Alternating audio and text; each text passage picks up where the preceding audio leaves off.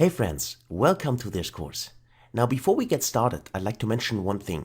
I recently updated all the videos and I enable the new formatting pane, which is available since the November 2021 version of Power BI as a preview feature.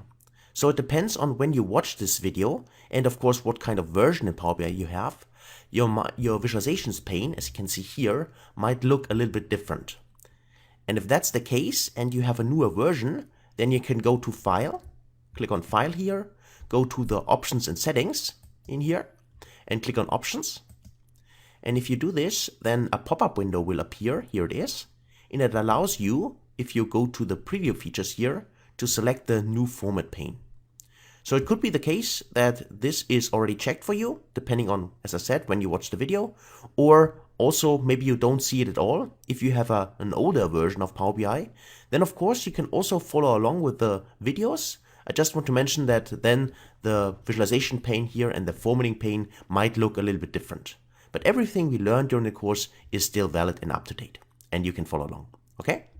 So if you want to enable it and you need to do this, then go to the preview features, tick this option here, click OK, and then probably you need to restart Power BI one time in order to see the change.